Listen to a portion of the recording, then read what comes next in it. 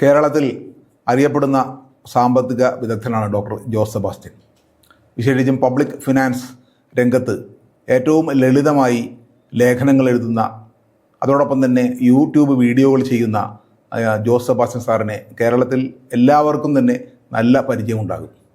അദ്ദേഹമാണ് ഇന്ന് ഈ ചാനലിൽ എന്നോടൊപ്പം അതിഥിയായി എത്തിയിട്ടുള്ളത്. സാർ നമസ്കാരം, ഈ ചാനലിലേക്ക് സ്വാഗതം. ഞാൻ സാറിൻ്റെ ലേഖനങ്ങൾ വായിക്കാൻ തുടങ്ങുന്നത് ഞാൻ സർവീസിലിരിക്കുമ്പോൾ ഉള്ള കാലത്താണ്.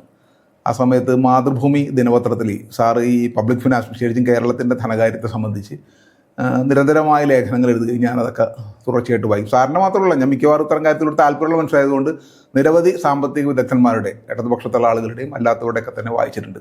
സാറിൻ്റെ ലേഖനത്തിൻ്റെ സവിശേഷത എന്ന് പറഞ്ഞാൽ, ഞാൻ ഇപ്പോൾ സൂചിപ്പിച്ചതുപോലെ ഭയങ്കര ലാളിത്യമുണ്ട്. ഏത് സാധാരണക്കാരനും വായിച്ച് മനസ്സിലാക്കാവുന്ന രീതിയിലുള്ള ലാളിത്യമുള്ള ലേഖനമാണത്.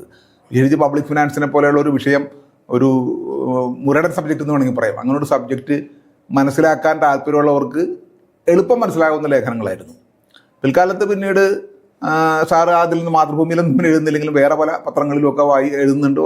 പിന്നെ യൂട്യൂബിലൊക്കെ വളരെ സജീവമായിട്ടൊക്കെ വരുന്നുണ്ട്. അതുകൊണ്ട് തന്നെ സാറിൻ്റെ പബ്ലിക് ഫിനാൻസിനെ സംബന്ധിച്ചുള്ള നിലപാടുകൾ ഇന്ന് കേരളത്തിൽ പ്രത്യേകിച്ച് പരിചയപ്പെടുത്തേണ്ടതില്ല. കേരളത്തിൽ എല്ലാവർക്കും അറിയാം.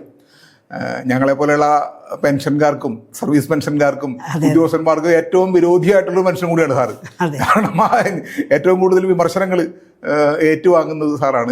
കാരണം ഈ സ്റ്റാറ്റ്യൂട്ടറി പെൻഷനെതിരായിട്ടുള്ള സാറിൻ്റെ നിലപാട്, ഇതൊക്കെ തന്നെ വലിയ വിമർശനങ്ങൾ ഏറ്റുവാങ്ങുന്നുണ്ട്. അതിലേക്കും വരാം. എൻ്റെ ആദ്യത്തെ ഒരു ചോദ്യം എന്ന് പറയുന്നത്, ഇപ്പോൾ LDF സർക്കാർ, കേരളത്തിലെ LDF സർക്കാർ അധികാരത്തിൽ നിന്ന് പുറത്തു പോകാനായിട്ടുള്ള പല ഘടകങ്ങളും ഉണ്ടല്ലോ. അതിലൊരു പ്രധാനപ്പെട്ട ഘടകമായിട്ട് വേണമെങ്കിൽ കേരളത്തിൻ്റെ ഈ സാമ്പത്തിക പിന്നാക്കാവസ്ഥ അല്ലെങ്കിൽ സാമ്പത്തികമായ ഒരു പ്രതിസന്ധി വേണമെങ്കിൽ നമുക്ക് ചൂണ്ടിക്കാണിക്കാമെന്നാണ് കരുതുന്നത്. അപ്പം മാറി പുതിയ ഗവൺമെൻറ് വന്നു. VD സതീശൻ്റെ നേതൃത്വത്തിലുള്ള UDF ഗവൺമെൻറ് വന്നു. ഈ ഗവൺമെൻറ്റിന് ഇപ്പോൾ LDF ഗവൺമെൻറ്റിന് വ്യത്യസ്തമായി എന്തെങ്കിലും ഒരു പ്രതീക്ഷ അർപ്പിക്കാവുന്ന രീതിയിൽ, വിശേഷിച്ച് കേരളത്തിൻ്റെ സമ്പദ് വ്യവസ്ഥ മെച്ചപ്പെടുന്ന കാര്യത്തിൽ അല്ലെങ്കിൽ പ്രതിസന്ധി പരിഹരിക്കുന്ന കാര്യത്തിൽ എന്തെങ്കിലും ഒരു പ്രതീക്ഷ അർപ്പിക്കാവുന്ന എന്തെങ്കിലും കാര്യങ്ങൾ സാറ് കാണുന്നുണ്ടോ? നിർഭാഗ്യകരമെന്ന് പറയട്ടെ സുധേഷ്, യഥാർത്ഥത്തിൽ ഞാനും പ്രതീക്ഷിച്ചത് നമ്മുടെ വലിയ വിസ്മയം കൊണ്ടുവരുമെന്ന് പറയുന്ന ആളാണല്ലോ നമ്മുടെ മുഖ്യമന്ത്രി. അദ്ദേഹം ഒരു വിസ്മയത്തിൻ്റെ ഒരു ബജറ്റ് ഈ ആദ്യം തന്നെ അവതരിപ്പിക്കുമെന്നാണ് ഞാൻ പ്രതീക്ഷിച്ചത്. സത്യത്തിൽ ഞാൻ ഒരു ചാനലിൽ പോയിരുന്ന് പറഞ്ഞത് മിക്കവാറും ഒരു ഏറ്റവും ചുരുങ്ങിയത് 1000 കോടി രൂപയുടെയെങ്കിലും അധിക വിഭവ സമാഹരണത്തിനുള്ള നിർദ്ദേശങ്ങൾ കാണുമെന്നാണ്. പക്ഷേ നമ്മൾ ബജറ്റ് കണ്ടു കഴിഞ്ഞു. അതിൽ 1 രൂപയുടെ പോലും അധിക വിഭവ സമാഹരണത്തിനുള്ള നിർദ്ദേശങ്ങളില്ല. ആകെയുള്ളത് ചില നികുതി നിരക്കുകളിൽ, ഇപ്പം നമ്മുടെ മോട്ടോർ വാഹന നികുതി നിരക്കിലെ ചില വ്യത്യാസങ്ങൾ പ്രഖ്യാപിച്ചിട്ടുണ്ട്. അതുമൂലം മോട്ടോർ വാഹനങ്ങൾ കൂടുതലായിട്ട് ഇവിടെ രജിസ്റ്റർ ചെയ്യുകയും അതുമൂലം കൂടുതൽ വരുമാനം ഉണ്ടാകുമെന്നൊക്കെ പ്രതീക്ഷിക്കുന്നതാണ്. പിന്നെ ഉള്ളത് പഴയ നികുതി കുടിശ്ശികകൾ പെട്ടെന്ന് തന്നെ പിരിച്ചെടുക്കുന്നതിനുള്ള ആംനെസ്റ്റി സ്കീം പോലുള്ളതാണ്. അതല്ലാതെ എല്ലാ സർക്കാരുകളും പറയുന്ന ഒരു കാര്യമാണ്. ഇത് ഒഴിച്ചു നിർത്തിക്കഴിഞ്ഞാൽ കാര്യമായ നല്ല ഒരു നിർദ്ദേശവും അധിക വിഭവ സമാഹരണത്തിന് ഇല്ല. നേരെ മറിച്ച് അദ്ദേഹം ഈ തെരഞ്ഞെടുപ്പിന് മുമ്പൊക്കെ പറഞ്ഞു വന്നിരുന്നത് എങ്ങനെയായിരുന്നു? ഖജനാവ് നിറയ്ക്കും. ഇപ്പോൾ അത് കാലിയായി ഇരിക്കുകയാണ്, പൂച്ച വെച്ച് കിടക്കുകയാണ്, ഇത് ഖജനാവ് നിറയ്ക്കുമെന്നാണ് പറഞ്ഞത്. അപ്പോൾ എനിക്ക് സത്യം പറഞ്ഞു കഴിഞ്ഞാൽ എനിക്കത് നിരാശ ആയിട്ടാണ് അനുഭവപ്പെട്ടത്. മനോരമ പത്രം ഇതിനെ സംബന്ധിച്ച്, ഈ ബജറ്റിനെ സംബന്ധിച്ച് എത്ര മാർക്ക് കൊടുക്കുമെന്ന് പറഞ്ഞുകൊണ്ട് ഒരു ഇതുണ്ട്. 10 പേരോട് അഭിപ്രായങ്ങൾ ചോദിച്ചു. അതിൽ ഏറ്റവും കുറച്ച് ഈ ബജറ്റിന് മാർക്ക് കൊടുത്തയാൾ ഞാനാണ്. 10ൽ 5 മാർക്ക്. വേറെ ചിലർ, നമ്മുടെ ഡോക്ടർ മേരി ജോർജൊക്കെ 7.5 കൊടുത്തു. പ്ലാനിംഗ് ബോർഡ് മെമ്പറായിരുന്ന വിജയരാഘവൻ 8.5 മാർക്കൊക്കെയാണ് കൊടുത്തു. എന്തിൻ്റെ അടിസ്ഥാനത്തിലാണെന്ന് ഞാനിത് കൊടുക്കാതിരുന്നതിൻ്റെ പ്രധാനമായ കാരണം ഇതാണ്. അധിക വിഭവ സമാഹരണത്തിന് ഒരു മാർഗവും കാണാതെ 100 കണക്കിന് പദ്ധതികളാണ്, സ്വപ്ന പദ്ധതികളാണ് അദ്ദേഹം മുന്നോട്ട് വെച്ചിട്ടുള്ളത്. അതുകൊണ്ടാണ് ഞാൻ പറഞ്ഞത് നിരാശാജനകമായിട്ടാണ് എനിക്ക് തോന്നിയത്. അതായത് കേരളത്തിൻ്റെ വരുമാന അടിത്തറ മെച്ചപ്പെടുന്നതിനുള്ള മൂർത്തമായ നിർദ്ദേശങ്ങളൊന്നും ഈ ബജറ്റിൽ ഇല്ല എന്നാണോ സാർ പറയുന്നത്? അതെ, ഈ ബജറ്റിൽ ഒരു നിർദ്ദേശവും ഇതുവരെ അദ്ദേഹം മുന്നോട്ട് വെച്ചിട്ടില്ല. നേരെ മറിച്ച് അതിൻ്റെ അകത്ത് വേറൊരു തമാശ, നമ്മുടെ KN ബാലഗോപാലിൻ്റെ ബജറ്റിൽ നമ്മുടെ ലോട്ടറിയിൽ നിന്ന് അദ്ദേഹം 15,250 കോടി രൂപയാണ് 26-27 പ്രതീക്ഷിക്കുന്ന ആ ബഡ്ജറ്റ് എസ്റ്റിമേറ്റ് ഇദ്ദേഹത്തിൻ്റേത് 16,250 കോടിയാണ്. എന്ന് പറഞ്ഞാൽ 1000 കോടി കൂടെ ഈ പാവപ്പെട്ട ആൾക്കാരിൽ നിന്ന് പിടിച്ചെടുക്കാനുള്ള മാർഗങ്ങൾ, അതിൻ്റെ തെളിവാണല്ലോ ഇപ്പോൾ ഈ 30 കോടിയായിട്ട് ഒന്നാം സമ്മാനം ലോട്ടറിയുടെ വർദ്ധിപ്പിച്ചു. അങ്ങനെ 90 ലക്ഷം ടിക്കറ്റ് വിൽക്കാനാണ് പ്ലാൻ ചെയ്യുന്നത്. അപ്പോഴും ഇപ്പോൾ ഏതെങ്കിലും തരത്തിൽ അധികം വിഭവ സമാഹരണത്തിനുള്ള പരിപാടി എന്ന് പറയുന്നത് ഇതാണെന്നുള്ളതിൻ്റെ, പിന്നെ നമ്മൾ അറിയാമല്ലോ മദ്യത്തിൻ്റെ ഇപ്പോൾ വീര്യം കുറഞ്ഞ മദ്യം വിൽക്കാനും ഉള്ള പദ്ധതികളാണ്. അപ്പോൾ പറഞ്ഞു വരുന്നത് ഈ പാവപ്പെട്ടവരിൽ നിന്നും പുറമ്പോക്കിൽ കിടക്കുന്നവരിൽ നിന്ന് എങ്ങനെ കൂടുതൽ പിഴിഞ്ഞെടുക്കാം എന്നുള്ളതല്ലാതെ നമ്മുടെ മധ്യവർഗത്തെയും സമ്പന്നരെയും സ്പർശിക്കുക പോലും ചെയ്യുന്നില്ല. അല്ല സാറ് നിരന്തരമായി പറയുന്ന ഒരു കാര്യമാണത്. കാരണം അതെ, ഈ മദ്യത്തിന്റെയും ലോട്ടറിയുടെയും നികുതിയിൽ നിന്ന്, പിന്നെ മോട്ടോർ വാഹനങ്ങളുടെ നികുതികളിൽ നിന്നാണ് കേരളം പ്രധാനമായിട്ടും അതിന്റെ ഒരു വരുമാനം നടത്തുന്നത് എപ്പോഴും പറയാറുണ്ട്. അപ്പൊ അത് ഈ മദ്യം ലോട്ടറി എന്ന് പറയുമ്പോൾ ഈ പറഞ്ഞ ഒരു പോയിന്റ് കറക്റ്റാണ്. കാരണം പാവപ്പെട്ടവരും അതുപോലെ തന്നെ പുറമ്പോക്കി കിടക്കുന്ന ആളുകളും പ്രധാനമായിട്ടും അതിൻ്റെ ഒരു ഉപഭോക്താക്കളായി ബഹുഭൂരിപക്ഷം വരുന്ന ആളുകൾ വരുന്നത്. അപ്പോൾ അവരിൽ നിന്ന് വൻതോതിൽ നികുതി പിരിച്ചെടുക്കുകയും എന്നാൽ കാര്യമായ അവർക്ക് എന്തെങ്കിലും കൊടുക്കുന്നുണ്ടോ എന്ന് ചോദിച്ചാൽ അത് കുറവായിരിക്കും, അല്ലെങ്കിൽ തീരെ ഇല്ല എന്ന് വേണമെങ്കിൽ പറയാവുന്നതാണ്. അതെ അതെ.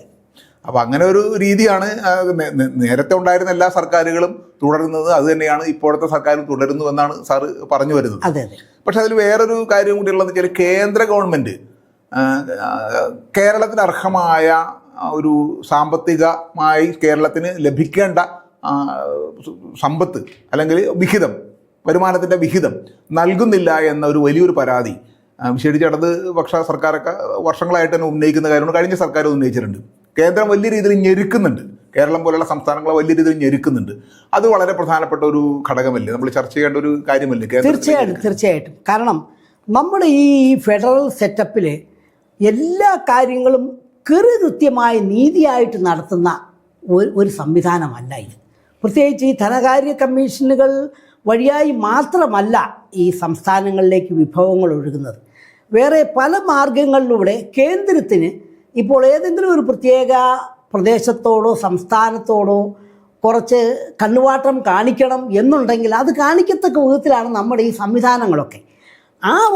രാഷ്ട്രീയവും കൂടിയുണ്ട്. ആ രാഷ്ട്രീയം കൂടിയുണ്ട്. ഉദാഹരണമായിട്ട് കേന്ദ്രവും ഇപ്പം BJP സംസ്ഥാനങ്ങളും തമ്മിലുള്ള ബന്ധം പോലെയല്ല കേന്ദ്രവും BJP വിരുദ്ധ സംസ്ഥാനങ്ങളും.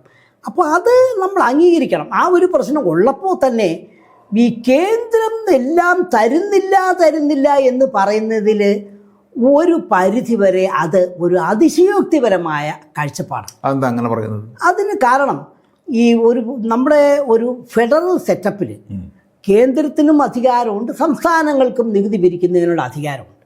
അപ്പോൾ ഇപ്പോഴും നമ്മുടെ ഈ കേന്ദ്രം തരണം എന്ന് പറയുന്നതോടൊപ്പം തന്നെ സംസ്ഥാനവും പിരിച്ചെടുക്കേണ്ട നികുതികൾ കൃത്യമായി പിരിച്ചെടുക്കുന്നില്ലെങ്കിൽ അതിന് നമ്മൾ കേന്ദ്രത്തെ കുറ്റം പറഞ്ഞിട്ട് കാര്യമില്ല. ഞാൻ അതിനെക്കുറിച്ച് ഒരുപാട് കാലമായിട്ട് പറഞ്ഞു വരുന്നതാണ്. അതായത് നമ്മുടെ കേരളത്തിൻ്റെ ഒരു പ്രശ്നം, നമ്മൾ കുറേ വർഷങ്ങളായിട്ട് പൊതുവിഭവ സമാഹരണത്തെ നമ്മൾ താഴോട്ട് പോയിക്കൊണ്ടിരിക്കുക.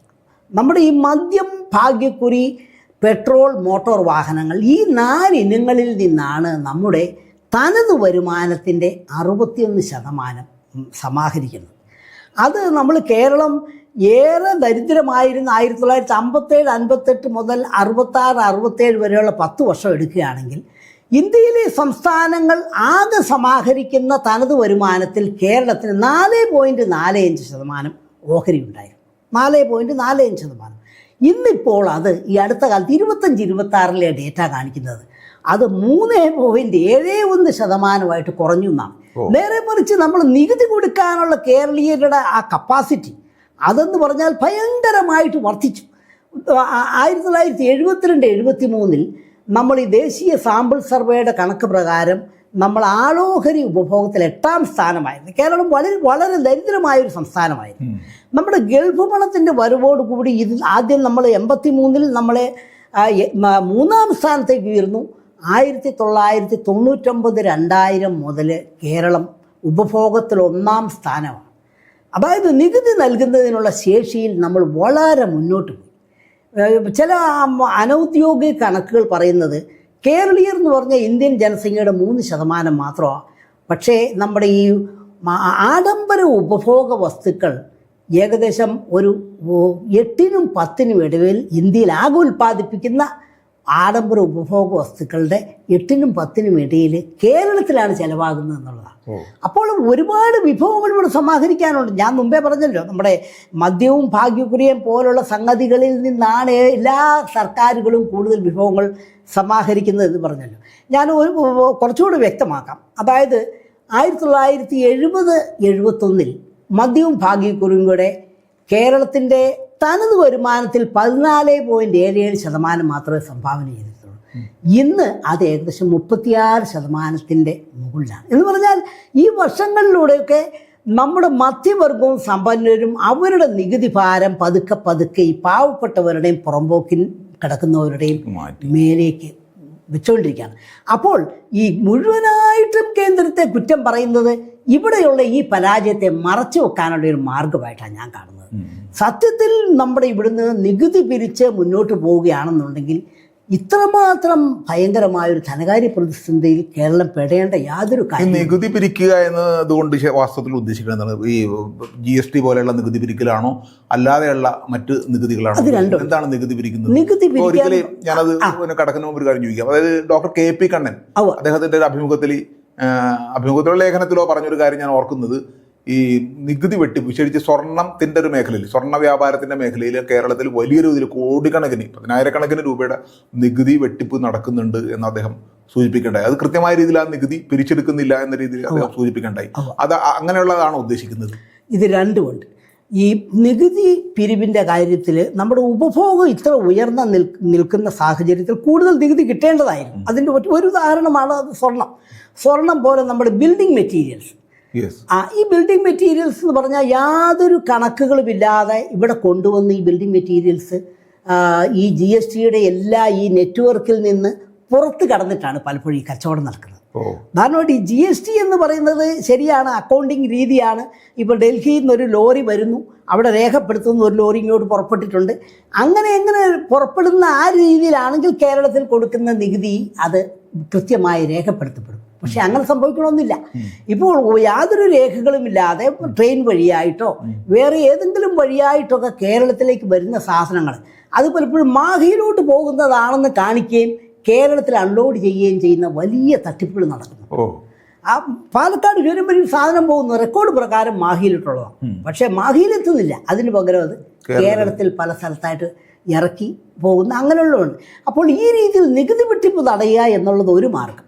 മറ്റൊന്ന്, മറ്റ് നികുതി സ്രോതസ്സുകൾ ശ്രമിക്കുകയും ചെയ്യണം. ഇപ്പോൾ GST പറയുമ്പോൾ അധികാരമെല്ലാം പോയി എന്നൊക്കെ ഉള്ളത് പറയുന്നുണ്ട്. യഥാർത്ഥത്തിൽ അതല്ല, നമ്മുടെ സേവന മേഖല നമുക്ക് തുറന്നു കിട്ടുക ചെയ്തത്. പക്ഷേ സേവന മേഖലയിൽ നിന്ന് കൂടുതൽ നികുതി വരുമാനം കേരളത്തിൽ സമാഹരിക്കാൻ കഴിയാത്തത് വ്യാവസായികമായ പിന്നോക്കാവസ്ഥ ഉള്ളതുകൊണ്ടാണ്. അപ്പോൾ പിന്നെ കേരളം ശ്രദ്ധിക്കേണ്ടത് മറ്റ് വിഭവ സ്രോതസ്സുകൾ, ഉദാഹരണമായിട്ട് വൈദ്യുതി തീരുവ വർദ്ധിപ്പിക്കാമെങ്കിൽ ഇപ്പോൾ ഈ എൻ്റെ തന്നെ വീട്ടിലെ കാര്യം എടുക്കുകയാണെങ്കിൽ ഞങ്ങളുടെ വീട്ടിൽ 5 AC ഉണ്ട്. അപ്പോൾ ഈ AC-ക്ക് വേണ്ടിയിട്ടുള്ള ഈ ഇലക്ട്രിസിറ്റിയൊക്കെ കൂടുതൽ ഉപയോഗിക്കുന്ന ഒരു സ്ഥിതിക്ക് ഈ അത്തരം കുടുംബങ്ങളുടെ മേലെ ഇലക്ട്രിസിറ്റി ഡ്യൂട്ടി വർദ്ധിപ്പിക്കാം. ആ ഡ്യൂട്ടി വർദ്ധിപ്പിച്ചു കഴിഞ്ഞാൽ ഇലക്ട്രിസിറ്റിയുടെ ദുരുപയോഗവും കുറയും, സംസ്ഥാന സർക്കാരിന് കൂടുതൽ വരുമാനം. പക്ഷേ അത് വലിയ രീതിയിലുള്ള വിമർശനങ്ങൾ വരും, വലിയ രീതിയിലുള്ള പ്രതിഷേധങ്ങളുണ്ടാവും. അതായത് കേരളത്തിനെ സംബന്ധിച്ച് ഏത് തരത്തിലുള്ള നികുതി വർധനവും വലിയ രീതിയിലുള്ള പ്രതിഷേധം ജനങ്ങളിൽ നിന്നുണ്ടാകും, മാധ്യമപ്രവർത്തകരിൽ നിന്നുണ്ടാകും, അതുപോലെ തന്നെ രാഷ്ട്രീയ പാർട്ടികളിൽ നിന്നുണ്ടാകും. അപ്പോൾ അത്തരത്തിലൊരു സാഹസത്തിന് ഭരണാധികാരികൾ മുതിരാറില്ല പൊതുവിൽ. ഒരു തരത്തിലുള്ള നികുതിയും വർദ്ധിപ്പിക്കാതെ വർഷങ്ങളോളം ഇങ്ങനെ സുഖകരമായി കൊണ്ടുപോവുകയും പെട്ടെന്നൊരു സുപ്രഭാതത്തിൽ വർദ്ധിപ്പിക്കുകയാണെങ്കിൽ അത് വലിയ രീതിയിൽ വർദ്ധിപ്പിക്കുകയാണ്. അതാണ് സുധേഷ് വളരെ പ്രധാനപ്പെട്ട ഒരു കാര്യത്തിലേക്കാണ് വന്നത്. നമ്മുടെ ഇപ്പോൾ സ്കാൻഡിനേവിയൻ രാജ്യങ്ങളിലൊക്കെയുള്ള നമ്മുടെ നോർവേ, സ്വീഡൻ, ഡെൻമാർക്ക്, ഇവിടെയൊക്കെ ദേശീയ വരുമാനത്തിന്റെ 40% നികുതിയായിട്ട് പിടിച്ചെടുക്കുന്നത്. പക്ഷെ അതിനനുസരിച്ചുള്ള സേവനങ്ങൾ സർക്കാരിൽ കിട്ടുന്നുണ്ട് ജനങ്ങൾക്ക്. അതാണ് അത് ജനങ്ങളത് വില്ലിങ് ആയിട്ട് സ്വമേധയാ സന്നദ്ധമായിട്ടാണ് നികുതി കൊടുക്കുന്നത്. കാരണം ക്രേഡിൽ ടു ഗ്രേവ് എന്നാണ് പറയുന്നത്. അതായത് കുട്ടിയായിരിക്കുമ്പോൾ തൊട്ടിൽ കിടക്കുന്ന കുട്ടിക്ക് മുതൽ അവസാനം നമ്മുടെ ശവക്കോട്ടയിൽ പോകുന്ന ശ്മശാനത്തിലേക്ക് പോകുന്നത് വരെയുള്ള സാമൂഹ്യ സുരക്ഷിതത്വം ഉറപ്പുവരുത്തും. അതേസമയം ഇന്ത്യയിലെ ഈ ടാക്സ് GDP റേഷ്യോ വെറും 16.9%. നമ്മുടെ ധവളപത്രം അടുത്ത കാലത്ത് പറഞ്ഞത് കേരളത്തിൻ്റെ ടാക്സ് GDP റേഷ്യോ 17-18 6.95 ആയത് 2023-24 ആയപ്പോൾ 6.45 ആയിട്ട് കുറയുകയാണ് ചെയ്തത്. അപ്പോൾ നമ്മുടെ ഇവിടെ ഈ സുധേഷ് വളരെ ശരിയായിട്ടാണ് പറഞ്ഞത്. നമ്മുടെ മധ്യവർഗവും നമ്മുടെ മീഡിയയും ഒക്കെ നികുതി പിരിച്ച് പൊതുസേവനങ്ങൾ കൊടുക്കുന്നത് അല്ല യഥാർത്ഥത്തിൽ. അവർ അതിന് പകരമായിട്ട് ഈ സർക്കാർ സേവനങ്ങളൊക്കെ തനിയെ ഒഴുകിക്കൊള്ളും എന്ന ഒരു തെറ്റിദ്ധാരണ. അത് പൊതുവിൽ രാഷ്ട്രീയക്കാർക്ക് എല്ലാവർക്കും ഉണ്ടെന്ന് എനിക്ക് തോന്നുന്നുണ്ട്. ഞാൻ ഒരു ഗ്രാമപഞ്ചായത്തിൻ്റെ എൻ്റെ ഗ്രാമപഞ്ചായത്തിൻ്റെ ആസൂത്രണ സമിതിയുടെ വൈസ് ചെയർമാനായിട്ട് ജോലി ചെയ്തിട്ടുണ്ട്, സേവനം അനുഷ്ഠിച്ചിട്ടുണ്ട്. അപ്പോൾ ആ സമയത്തൊക്കെ ഞാൻ മനസ്സിലാക്കുന്നത് ഈ പഞ്ചായത്തിലെ തിരഞ്ഞെടുക്കപ്പെട്ട പ്രതിനിധികൾക്കുൾപ്പെടെ എങ്ങനെയാണ് ഈ പബ്ലിക് ഫിനാൻസ് കൈകാര്യം ചെയ്യേണ്ടത്, അല്ലെങ്കിൽ പബ്ലിക് ഫിനാൻസിന്റെ വസ്തുത എന്താണെന്നെ കുറിച്ച് വലിയ യാഥാർത്ഥ്യ ബോധമില്ല എന്നുള്ളതാണ്. അവരും കരുതിയേക്കണം ദൈവമാതിരി ഇങ്ങനെ കേരള സംസ്ഥാനത്ത് മുകളിൽ നിന്ന് ഇങ്ങനെ ഫണ്ട് ഇങ്ങനെ വന്നുകൊണ്ടിരിക്കും. അപ്പൊ അവരുടെ ധാരണ. അപ്പൊ പിന്നെ ബാക്കിയുള്ള ആളുകളുടെ കാര്യം പറയാനല്ലോ, സാധാരണ ജനങ്ങൾക്ക് യാതൊരു തരത്തിൽ ഇതിനെക്കുറിച്ച് ധാരണയില്ലെന്നാണ് അവരുമായി സംസാരിച്ചത് മനസ്സിലാകുന്നത്. എന്തിനും പിന്നെ തീരുമാനിക്കുന്നത് ഈ അഭിപ്രായങ്ങൾ രൂപവൽക്കരിക്കുന്നതിൽ കേരളത്തിലെ ഈ സർക്കാർ ഉദ്യോഗസ്ഥന്മാർ ഉൾപ്പെടെയുള്ള ഒരു മധ്യവർഗത്തിന് വലിയ സ്വാധീനമുണ്ട്. അപ്പൊ ഈ ആളുകൾ പൊതുവിൽ ഇത്തരം നികുതി വർധനവ് എല്ലാത്തിനെയും ശക്തമായിട്ട് എതിർക്കും. പിന്നെ എല്ലാ രാഷ്ട്രീയ പാർട്ടികളും കാര്യത്തിൽ മതിയില്ല, രാഷ്ട്രീയ പാർട്ടികൾ ശക്തമായിട്ട് എതിർക്കും. അതുകൊണ്ട് തന്നെ കേരളത്തിൽ ഒരു ഭരണാധികാരിയും ഇത്തരം ഒരു സാഹസത്തിന് മുതിരാൻ സാധ്യതയില്ല എന്നുള്ളതാണ് ഞാൻ പറഞ്ഞു വന്നത്. അപ്പൊ അതല്ലാതെ പിന്നെ വേറെ എന്ത് മാർഗമാണുള്ളത് എന്നുള്ളത് ആലോചിക്കേണ്ടത്. അങ്ങനെ ആരും തയ്യാറല്ലെങ്കിൽ പിന്നെ എന്തൊരു മാർഗമുണ്ട്? അല്ല, അത് ഇതിൽ വലിയ കുരുക്കെന്താണെന്ന് പറഞ്ഞാൽ ഈ നികുതി വർധനവ് ഒരു ദിവസം കൊണ്ട് നടപ്പിലാക്കാൻ നോക്കുക. അത് വർഷങ്ങൾ കൊണ്ടാണ് GDP റേഷ്യോ വർദ്ധിപ്പിച്ച് ജനങ്ങൾ ഇതിനോട് തഴക്കം വരണം.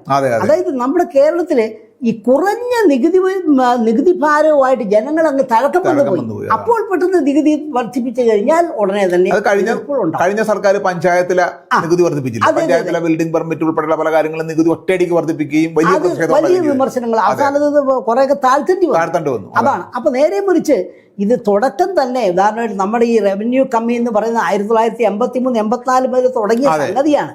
അന്ന് മുതലേ ഈ കടമെടുത്ത് റവന്യൂ കമ്മി പരിഹരിക്കുന്നതിന് പകരം ഒന്നുകിൽ നമ്മുടെ ചെലവുകൾ ചുരുക്കുകയോ വരുമാനം വർദ്ധിപ്പിച്ചോ അത് ചെയ്യാമായിരുന്നു. ഇതിപ്പോൾ അതും ചെയ്യാൻ പറ്റാതായി കടമെടുക്കുന്നതിൽ ഭയങ്കരമായ നിയന്ത്രണങ്ങൾ. അത് ധനകാര്യ കമ്മീഷൻ കടമെടുക്കുന്നതിന്റെ ഒരു ശതമാനം വെട്ടിക്കുറയ്ക്കേണ്ടതല്ല കഴിഞ്ഞ ധനകാര്യ. അതെ. ഈ മാത്രവുമല്ല, ഈ നമ്മുടെ ഇതുവരെയുള്ള ധനകാര്യ കമ്മീഷനുകളൊക്കെ റവന്യൂ ഡെഫിസിറ്റ് ഗ്രാന്റ് എന്ന് കൊടുത്തിരുന്നു. അതായത് നമ്മുടെ കേരളത്തിന് എല്ലാ കാലത്തും ഉള്ള ഈ ചെലവ് കൂട്ടി വെക്കുക, കടം വാങ്ങിയും ചെലവ് ചെയ്യുക. കാരണം ഈ ധനകാര്യ കമ്മീഷൻ വഴി റവന്യൂ ഡെഫിസിറ്റ് ഗ്രാന്റ് കിട്ടും എന്നുള്ള പ്രതീക്ഷ ഈ തുടർച്ചയായിട്ട് ഇതിങ്ങനെ വന്നു. നേരെ മറിച്ച് ഇത് ചെയ്യാത്ത സംസ്ഥാനങ്ങൾ വിഡ്ഢികളുമായി. ഉദാഹരണമായിട്ട് ഞാൻ 15ാം ധനകാര്യ കമ്മീഷൻ ഒറീസയ്ക്ക് ഉത്തർപ്രദേശിലൊന്നും ഒരു പൈസ പോലും റവന്യൂ ഡെഫിസിറ്റ് ഗ്രാൻഡ് ആയിട്ട് കൊടുത്തിട്ടില്ല. കാരണം അവരുടെ കണക്കുകളിലൊന്നും റവന്യൂ ഡെഫിസിറ്റ് വരുമാന കുറവെന്ന് പറയുന്നത് കാണാനില്ല. നേരെ മറിച്ച് കേരളത്തിന് 53,120 കോടി രൂപയാണ് റവന്യൂ ഡെഫിസിറ്റ് ഗ്രാൻഡായിട്ട് കിട്ടിയത്. അപ്പോഴെന്താണ് ഇനിയും കിട്ടിക്കോളും എന്നുള്ളൊരു പ്രതീക്ഷയിലിരുന്നു. പക്ഷേ ഈ ഒരു ധനകാര്യ കമ്മീഷൻ 15ാം ധനകാര്യ കമ്മീഷൻ അത് കംപ്ലീറ്റ് ആയിട്ട് നിർത്തലാക്കി. അത് പറയുമ്പോൾ വേറൊരു വിഷയമുള്ളതെന്ന് വെച്ചാൽ പൊതുവിൽ ഇടതുപക്ഷക്കാരുൾപ്പെടെയുള്ള ആളുകളൊക്കെ ചൂണ്ടിക്കാണിക്കുന്ന കാര്യം എന്ന് വെച്ചാൽ മറ്റ് സംസ്ഥാനങ്ങളുമായിട്ട് താരതമ്യപ്പെടുത്തുമ്പോൾ കേരളത്തിൻ്റെ വിദ്യാഭ്യാസ, ആരോഗ്യ, സാമൂഹിക സുരക്ഷാ സംവിധാനങ്ങൾ വളരെ ഉയർന്ന തലത്തിലാണ്. അപ്പോൾ അതിനു വേണ്ടിയാണ് ഈ ചെലവുകൾ വഹിക്കുന്നത്. ഈ ചെലവുകൾ വിദ്യാഭ്യാസ രംഗത്തും അതുപോലെ തന്നെ ആരോഗ്യ രംഗത്തും വിശേഷിച്ചും പൊതുമേഖലയിലാണ് ഇതെല്ലാം നിലനിൽക്കുന്നത്. അപ്പോൾ സർക്കാർ മേഖലയിലാണ് നിൽക്കുന്നത്. അപ്പോൾ അതിന് വലിയൊരു ചെലവ് വരും, ശമ്പളം ഉൾപ്പെടെയുള്ള പല ചെലവുകൾ വരും. അപ്പോൾ അതുകൊണ്ടാണ് പൊതുവിൽ കേരളത്തിന്റെ ചെലവ് ഇങ്ങനെ വർദ്ധിച്ചു നിൽക്കുന്നത്. മറ്റു സംസ്ഥാനങ്ങളുമായിട്ട് മറ്റു സംസ്ഥാനങ്ങൾ കാര്യത്തിലൊക്കെ വളരെ പിന്നിലാണ്. അതുകൊണ്ടാണ് നമുക്ക് ഈ റവന്യൂ ഡെഫിസിറ്റ് ഇല്ലാത്തത് എന്നുള്ളൊരു കാര്യം ചൂണ്ടിക്കാണിച്ചത്. അപ്പോൾ അതെല്ലാം അതും കൂടി വെച്ച് വേണ്ടേ കേരളത്തിന്റെ ഒരു സമ്പദ് വ്യവസ്ഥയെ നമ്മൾ വിലയിരുത്താനുള്ളത്? അതൊരു വളരെ നല്ല ഒരു ചോദ്യമാണ്. നമുക്ക് ആരോഗ്യ വിദ്യാഭ്യാസ മേഖലകളിൽ വളരെ ഉയർന്ന ചെലവ് സർക്കാരിനുണ്ട്. പക്ഷേ അതിനനുസരിച്ച് നമ്മുടെ ജനങ്ങളുടെ ഈ നികുതി നൽകാനുള്ള ശേഷിയിലും വർധനമുണ്ടായി എന്നുള്ള കാര്യം നമ്മൾ നിശ്ചയിക്കാനൊക്കെ. അപ്പോൾ നമുക്കിവിടെ വേണ്ടത് ഈ ആരോഗ്യ വിദ്യാഭ്യാസ മേഖലകളിലെ സേവനങ്ങൾ ഏറ്റവും അത്യാവശ്യമുള്ളവർക്ക് വേണ്ടി മാത്രമായിട്ട് പരിമിതപ്പെടുത്തുക എന്നുള്ളതാണ്. രഘു തന്നെ പണ്ട് ഒരിടത്ത് വരുന്നു, ആരോഗ്യ വകുപ്പില് ഈ OP ടിക്കറ്റുകൾ വർദ്ധിപ്പിക്കുന്നതിന് വേണ്ടി അതുണ്ടായ എതിർപ്പിനെ കുറിച്ച് പറഞ്ഞു. ഓരോ മുന്നണിയും ഈ ഭരണത്തിലിരിക്കുമ്പോൾ ഈ അധിക വിഭവസമാഹരണത്തിന് എന്തെങ്കിലും മാർഗം സ്വീകരിച്ചാൽ പ്രതിപക്ഷം ഭരണം പിന്നെ തിരിച്ചു വരും. കാരണം അങ്ങനെയാണല്ലോ, 5 വർഷം കഴിയുമ്പോൾ വരും. അപ്പോൾ ഇപ്പോൾ ഭരണത്തിലിരിക്കുന്നവർ പ്രതിപക്ഷത്തായിരിക്കും, അവരും വർദ്ധിപ്പിക്കാത്തത്. അങ്ങനെ അങ്ങോട്ടും ഇങ്ങോട്ടും തോൽപ്പിച്ച് ഇത് ഒരു തരത്തിലും മുന്നോട്ട് പോകാൻ ഒക്കാത്ത സ്ഥിതിയായി. ഞാനിപ്പോൾ ആരോഗ്യ വിദ്യാഭ്യാസ മേഖലകളുടെ കാര്യം ഒന്നുകൂടെ വ്യക്തമാക്കാം. അതായത് 1972-73 നമ്മുടെ ഈ ആരോഗ്യ വിദ്യാഭ്യാസ മേഖലകളിലെ റവന്യൂ ചെലവിൻ്റെ 5.55% നമ്മുടെ പലതരത്തിലുള്ള ഫീസുകളായിട്ട് പിരിച്ചിരുന്നത്.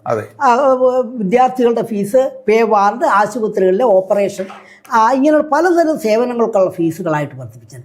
ഇന്നിപ്പോൾ കഴിഞ്ഞ 5 വർഷത്തെ ആവറേജ് ഞാനതൊന്ന് പരിശോധിച്ചപ്പോൾ അത് വെറും 1.35 കുറയുകയാണ്. അതായത് 100 രൂപ സർക്കാർ ചെലവാക്കുമ്പോൾ തിരിച്ചു കിട്ടുന്നത് 1.35 1 രൂപ 35 പൈസ. നേരെ മറിച്ച് 72-73 5 രൂപ 55 പൈസ കിട്ടിക്കൊണ്ടിരുന്നതാണ്. തമിഴ്നാട്ടിൽ ഇത് 5 രൂപ 65 പൈസയാണ്. തമിഴ്നാട്ടിൽ 5.65% തമിഴ്നാട്. അപ്പോൾ ഈ തമിഴ്നാട്ടിൻ്റെ നിരക്കിലെങ്കിലും നമ്മളിവിടെ ഈ ഫീസുകളും മറ്റും കൊടുക്കണം എന്ന് നമ്മുടെ രാഷ്ട്രീയ നേതാക്കൾ പറഞ്ഞു തുടങ്ങിയില്ലെങ്കിൽ എങ്ങനെ രക്ഷപ്പെടും? ഞാനൊന്ന് ചോദിക്കട്ടെ, ഈ നമ്മുടെ ഈ കോളേജ് വിദ്യാർത്ഥികൾ അവരുടെ മൊബൈൽ ഫോണിന് ഒരു മാസം 500 രൂപയെങ്കിലും ചിലവാക്കാത്ത കുട്ടികൾ ഇന്ന് കാണും. നേരെ മറിച്ച് അവർ ചില കോഴ്സുകളുടെ ഫീസുകൾ എന്ന് പറഞ്ഞാൽ ഒരു വർഷം 1000 രൂപയുള്ളൂ, അല്ലെങ്കിൽ 2000 രൂപ. ഈ രീതിയിലാണ്.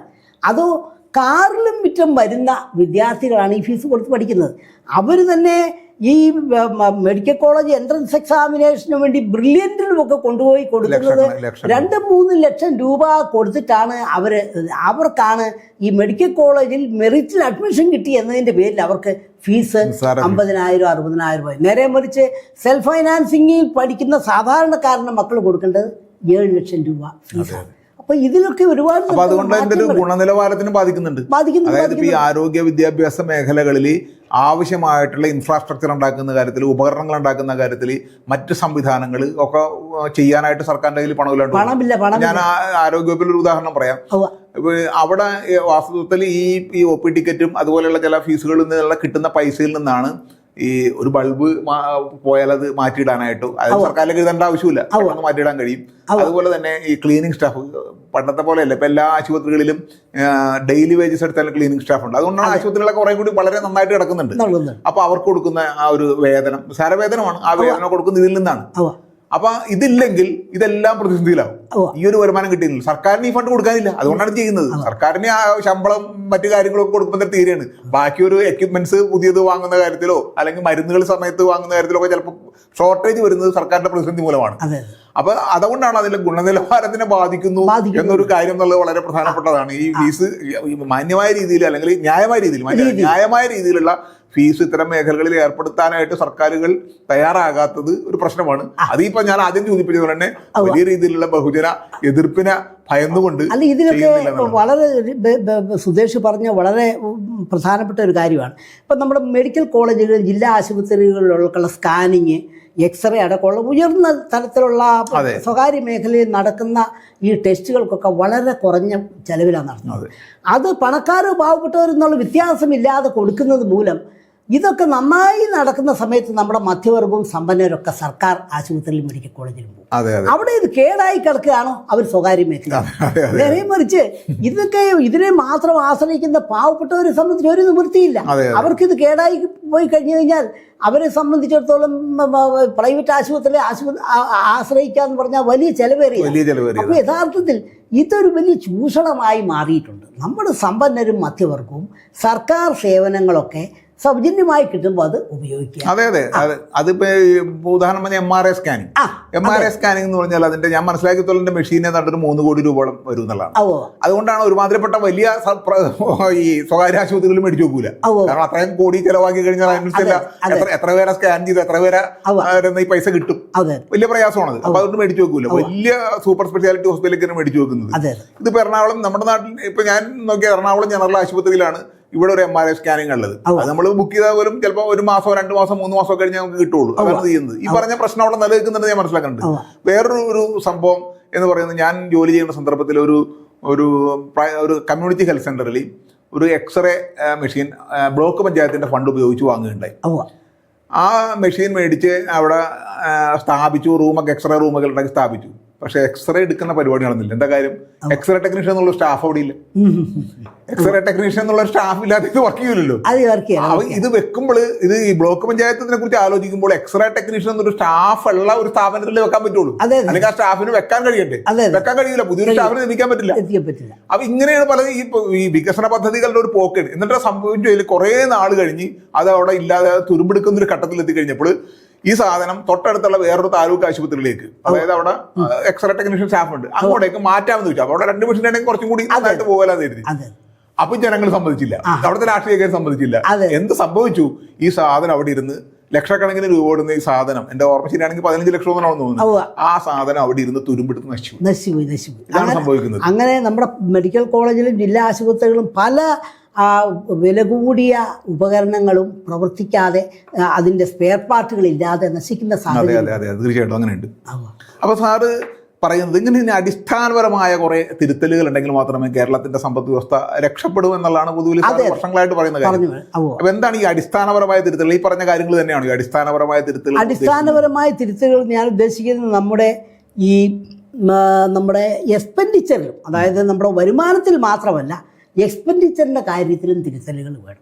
നമ്മുടെ ഇന്നത്തെ ഈ ശമ്പളവും പെൻഷൻ എന്ന് പറഞ്ഞാൽ മൊത്തം വരുമാനത്തിൻ്റെ ഏകദേശം 63% ശമ്പളത്തിനും പെൻഷനുമായി പോവുകയാണ്. അത് നമ്മുടെ ജനസംഖ്യയിൽ വെറും 5% എത്തുന്ന ഒരു സ്ഥിതിയാണ്. അപ്പോൾ ഇതിൽ പെട്ടെന്ന് തന്നെ ഇപ്പോൾ ശമ്പളം കുറയ്ക്കാനൊക്കെ. അപ്പോൾ പക്ഷേ ഒരു കാര്യമുണ്ട്, ഈ പെൻഷൻ്റെ കാര്യത്തിൽ ഒരു തിരുത്തൽ വരുത്താനുള്ള സാധ്യത ഞാൻ കാണുന്നു. ഞാനിത് കുറേ വർഷമായിട്ട് അതിനെക്കുറിച്ച് പഠിച്ചു വരികയാണ്. അപ്പോൾ കണ്ടത്, നമ്മുടെ ഇന്നത്തെ ഈ സ്റ്റാറ്റ്യൂട്ടറി പെൻഷൻ വ്യവസ്ഥ എന്ന് പറയുന്നത് യഥാർത്ഥത്തിൽ അത് പെൻഷനല്ല, ഒരുതരം ശമ്പളം തന്നെയാണ്. അതിലേക്ക് വരാം പറഞ്ഞിട്ടുള്ളത് ആ ചർച്ചയിലേക്ക് വരാം. അതിനു മുമ്പ് എന്ന് വെച്ചാൽ ഇപ്പോ ഇവിടെ പറയുന്ന ഒരു കാര്യം, കടം വാങ്ങുന്നതിനെ സംബന്ധിച്ച് അറിവ് പറഞ്ഞില്ല, അതിനെ കൂടി ഞാൻ സൂചിപ്പിക്കാം. പൊതുവിൽ കേരളത്തിന്റെ ഇപ്പൊ പുതിയ ഗവൺമെന്റ് വന്നതിന് ശേഷം ഒരു ധവളപത്രം ഇറക്കുകയുണ്ടായി, കേരളത്തിന്റെ സമ്പദ് വ്യവസ്ഥയെ കുറിച്ച് ഉള്ള ഒരു ധവളപത്രം. പക്ഷെ ആ ധവളപത്രത്തിൽ പറയുന്ന യാഥാർത്ഥ്യമല്ല, വസ്തുതാവിരുദ്ധമാണ് എന്ന് പറഞ്ഞുകൊണ്ട് ഇടതുപക്ഷം വിചാരിച്ച് CPM വേറൊരു ബദൽ ധവളപത്രവും ഇറക്കുകയുണ്ടായി. സാർ രണ്ടും വായിച്ചിട്ടുണ്ടെന്ന് കരുതുന്നു.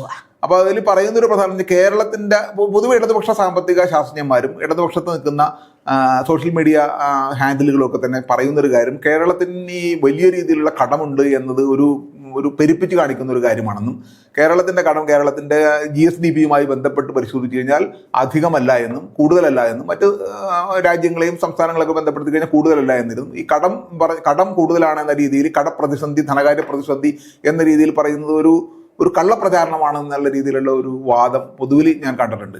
എന്താണ് അതിനെക്കുറിച്ച് സാറിന് പറയാനുള്ളത്? അത് സത്യത്തിൽ ഒരു ഇരുതല വാൾ പോലെയാണ്. ഇപ്പം നമുക്ക് ഒരേ സ്ഥിതിവിവര കണക്കുകൾ ഉപയോഗിച്ച് നമ്മുടെ കടം വലിയ കൂടുതലല്ല എന്നും തെളിയിച്ച് മുന്നോട്ട് പോകാം.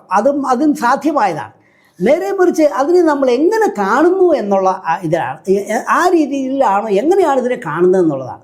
ഇപ്പം ഞാൻ എടുക്കുന്ന പൊസിഷൻ ഇതാണ്. കടം എന്ന് പറഞ്ഞു കഴിഞ്ഞാൽ ശരിയാണ്, കടം എടുക്കുന്നത് വികസനത്തിന് വേണ്ടിയുള്ള, ഭാവിയിൽ നമ്മുടെ ആസ്തികൾ കൂടുതലായിട്ട് വർദ്ധിപ്പിച്ച് നമ്മുടെ നികുതി വരുമാനം വർദ്ധിപ്പിക്കാൻ സാധ്യതയുള്ള മേഖലകളിൽ ചെലവഴിക്കുന്നതിന് വേണ്ടിയാണ് കടമെടുക്കുന്നതിൽ തെറ്റില്ല. അതാണ് നമ്മുടെ പബ്ലിക് ഫൈനാൻസിൻ്റെ ഒരു കൺസെപ്റ്റ്. ഇതാണ് ക്യാപിറ്റൽ എക്സ്പെൻഡിച്ചറിന്, മൂലധന ചെലവിനോ കടമെടുക്കാവുള്ളൂ, നിത്യനിദാന ചെലവിന് കടമെടുക്കാൻ പാടില്ല എന്നുള്ളതാണ്. കേരളം വർഷങ്ങളായിട്ട് 83-84 മുതൽ എടുക്കുന്ന കടത്തിന്റെ ഒരു ഭാഗം നമ്മൾ ഇങ്ങനെ ഈ നിത്യനിദാന ചെലവ്, ശമ്പളം, പെൻഷൻ ഇപ്പൊ എടുക്കുന്ന കടമാണെങ്കിൽ വാങ്ങിയ കടത്തിന്റെ മുതലും പലിശ അടക്കാനുള്ളൂ. അതായത് ഇപ്പോൾ എന്താ സംഭവിച്ചിരിക്കുന്നതെന്ന് പറഞ്ഞു കഴിഞ്ഞാൽ, അനുവദനീയമായ കടം മുഴുവൻ ഈ റവന്യൂ ചെലവിന്, അതായത് നിത്യനിദാന ചെലവുകൾക്ക് വേണ്ടി മാറ്റിവെക്കേണ്ട സ്ഥിതിയാണ്. പിന്നെ അതുകൊണ്ട് ഈ പദ്ധതി ചെലവിനും ആസ്തി വർദ്ധിപ്പിക്കുന്നതിന് വേണ്ടിയും പണമില്ലാത്തതുകൊണ്ടാണ് കിഫ്ബി തുടങ്ങിയത്. അപ്പോൾ ആ രീതിയിലാണ്. അപ്പോൾ കടമെടുക്കുന്നത് അങ്ങനെ പോയി കഴിഞ്ഞാൽ, ഈ കടമെടുക്കുന്നത് മൂലം നമ്മുടെ ആസ്തി വർദ്ധിക്കുന്നു, നമ്മുടെ നികുതി വരുമാനം വർദ്ധിക്കുന്നതിന് യാതൊരു തെളിവുമില്ല. എന്ന് പറഞ്ഞു കഴിഞ്ഞാൽ ഇപ്പോൾ ഈ കിഫ്ബി വഴിയായിട്ട് എത്രമാത്രം മുടക്കിയെന്ന് പറഞ്ഞിട്ടും ഞാൻ മുമ്പേ പറഞ്ഞല്ലോ, ധവളപത്രം കാണേണ്ടത് നമ്മുടെ ടാക്സ് GDP റേഷ്യോ താഴോട്ട് പോവുകയാണ് ചെയ്യുന്നത്. അപ്പോൾ നമ്മൾ ആലോചിക്കേണ്ടത് ഈ കടമെടുത്ത് മുന്നോട്ട് പോയാൽ നമ്മളത് എങ്ങനെ വീട്ടാൻ മാത്രം നമ്മുടെ സമ്പദ് വ്യവസ്ഥ വികസിക്കുമോ എന്നുള്ള രീതിയിൽ അതിനെ കാണണം. കേരളത്തിന് 2 തരത്തിലുള്ള പ്രതിസന്ധിയുണ്ട്. ഒന്ന്, നമ്മുടെ ഈ ആയുർദൈർഘ്യം വളരെ വേഗം വർദ്ധിച്ചുകൊണ്ടിരിക്കുക, ഒരു വൃദ്ധസദനമായി കേരളം മാറിക്കൊണ്ടിരിക്കുകയാണ്. അപ്പോൾ നമ്മൾ സ്വാഭാവികമായിട്ടും നമ്മുടെ ഉപഭോഗം കുറയും. ഈ ഉപഭോഗം കുറയും തോറും നമ്മുടെ സാമ്പത്തിക പ്രവർത്തനങ്ങൾ കുറയുകയും നികുതി വരുമാനം കൂടാനുള്ള സാധ്യത കുറയുമാണ് യഥാർത്ഥത്തിൽ ചെയ്യുന്നത്. മറ്റൊന്ന്, ചെറുപ്പക്കാരെല്ലാം നാട് വിടുകയാണ്. പണ്ട് ഗൾഫിൽ നിന്ന് പോയി വന്നാൽ അവർ ഇങ്ങോട്ട് വരുമാനം കൊണ്ടുവരികയായിരുന്നെങ്കിൽ ഇന്നിപ്പോൾ നമ്മുടെ കോട്ടയം ജില്ലയിലും നമ്മുടെ പല ജില്ലകളിലും ഇപ്പോൾ എല്ലാ ജില്ലകളിൽ എന്ന് പറയാം ചെറുപ്പക്കാർ കുടിയേറുന്നു, അവരവിടെ സെറ്റിൽ ചെയ്യുക. ഇവിടെയുള്ള ഗൾഫിൽ നിന്ന് പോലെ തന്നെ പണം കൊണ്ടുവരാൻ പറ്റുന്നില്ല. ഇപ്പൊ പഴയതുപോലെ കൊണ്ടുവരാൻ ഒക്കുന്നില്ല. അവിടെ ഗൾഫിൽ പോകുന്ന ചെറുപ്പക്കാരുടെ എണ്ണം തന്നെ കുറഞ്ഞുകൊണ്ടിരിക്കുകയാണ്. അപ്പം നമ്മുടെ സമ്പദ് വ്യവസ്ഥ അങ്ങനെ പഴയതുപോലെ ഈ നമ്മുടെ സമ്പദ് വ്യവസ്ഥ മുന്നോട്ട് പോകും എന്ന് പ്രതീക്ഷിക്കാനൊക്കെയില്ല. മാത്രമല്ല, കാലാവസ്ഥാ വ്യതിയാനത്തിൻ്റെതായ ഭീഷണികൾ ഇനിയല്ലേ ഓരോ 2-3 വർഷം കൂടുമ്പോൾ ഈ രീതിയിലുള്ള പ്രളയങ്ങളും അതുപോലെ ഉരുൾപൊട്ടലും വരൾച്ചയൊക്കെ ഉണ്ടാകും. അപ്പം അതുകൊണ്ട് ഈ കടമിങ്ങനെ വാങ്ങിക്കൊണ്ട് ഇരുന്നു കഴിഞ്ഞാൽ നമ്മളെല്ലാം നടന്നു പോകും എന്ന് ചിന്തിക്കുന്നതിൽ അപകടമുണ്ട്. അത് നമ്മുടെ ഇടതുപക്ഷക്കാർ തിരിച്ചറിയുന്നില്ല. മറ്റൊരു കാരണം, ഈ കടമെടുക്കുക എന്ന് പറഞ്ഞാൽ നമുക്ക് വരുമാനം ഉണ്ടാക്കാൻ മാർഗമില്ലാത്ത സാഹചര്യത്തിലാണെങ്കിൽ ശരിയാണ്, ഞാൻ മുമ്പേ പറഞ്ഞതുപോലെ അങ്ങനെയല്ല. കേരളത്തിൽ വരുമാനം ഉണ്ടാക്കുന്നതിനുള്ള അനവധി മാർഗങ്ങൾ ഇരിക്കെയാണ് നമ്മൾ ഈ കടമെടുപ്പിലോട്ട് പോകുന്നത്. മൂന്നാമതായിട്ടുള്ളൊരു പ്രശ്നം, ഈ കടമെടുപ്പ് ജനങ്ങളിൽ ഉണ്ടാക്കുന്ന മനോഭാവമാണ്. ജനങ്ങൾ എന്ത് വിചാരിക്കുമോ, സർക്കാർ കാര്യങ്ങളൊക്കെ കടമെടുത്ത് നടത്തും, അതുകൊണ്ട് പിന്നെ നികുതി കൊടുത്തില്ലേലും കുഴപ്പമില്ല എന്നൊരു തോന്നൽ ഒരു സമൂഹത്തിൽ പടർന്നു കഴിഞ്ഞാൽ പിന്നെ ഒരിക്കലും നികുതി പിരിക്കാൻ ഇറങ്ങാനൊക്കില്ല. വലിയൊരു തോതിലുള്ള എതിർപ്പുണ്ടാവും.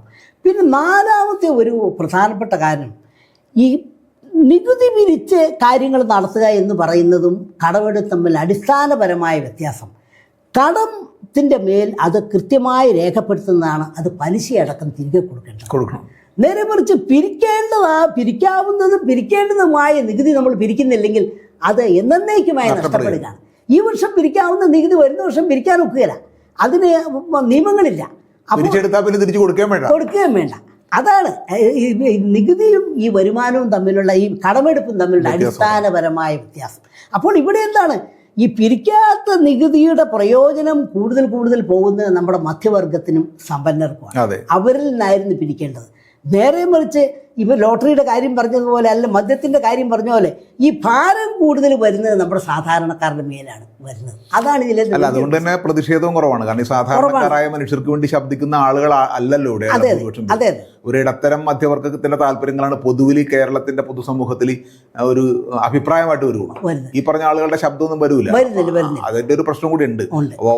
പൂച്ചക്കാരും മണി കിട്ടും എന്നുള്ളതാണ് അടിസ്ഥാനപരമായ പ്രശ്നം.